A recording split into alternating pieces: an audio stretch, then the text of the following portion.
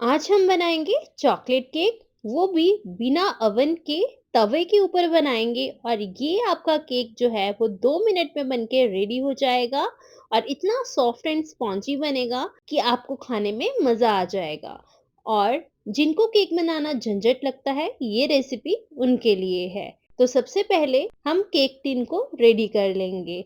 यहाँ पे मैंने 5 इंच का केक टिन लिया है। अगर आपके पास केक टिन नहीं है तो आप कोई भी कटोरा ले सकते हैं और उसमें ऑयल लगा लें। रिफाइंड ऑयल का आप यूज़ करें और इसको अच्छे से ब्रश कर लें, चारों तरफ इसके ऑयल लगा लें और फिर इसमें रख देंगे बटर पेपर। पेपर अगर आपके पास नहीं है तो आप सिर्फ ऑयल लगा के और मैदा डस्ट कर दें, तो भी आपका केक इजीली डीमोल्ड हो जाएगा।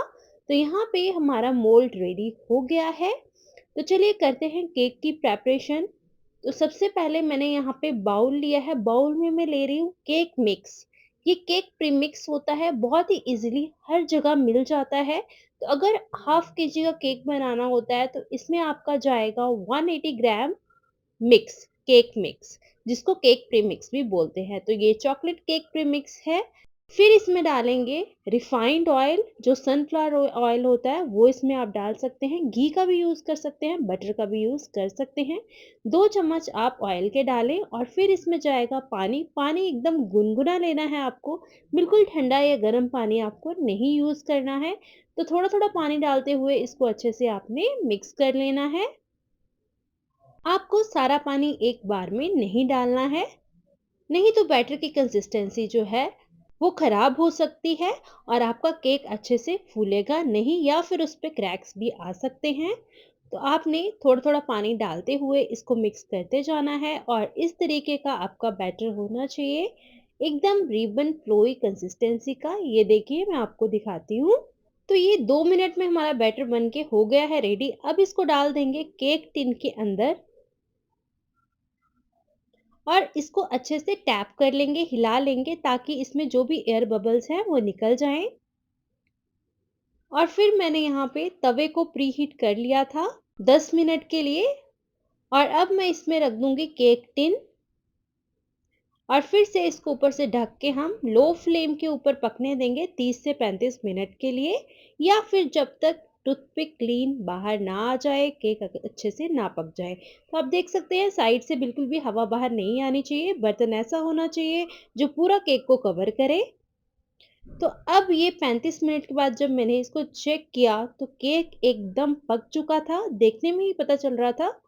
बट फिर भी मैंने टूथपिक डाल के चेक किया तो टूथपिक एकदम क्लीन बाहर आई, मतलब केक अच्छे से पक चुका था। तो ये देखिए कितनी जल्दी झटपट से केक बनके रेडी हो गया है। अगर आप प्रीमिक्स से केक नहीं बनाना चाहते हैं तो स्क्रैच वाली रेसिपी का लिंक भी मैंने दे रखा है डिस्क्रिप्शन बॉक्स के अंदर, आप चेक कर सकते हैं। अब इसको ठंडा कर लेंगे। तो ठंडा करने के बाद हम इसको डीमोल्ड करेंगे। ये देखिए एकदम ठंडा हो चुका है।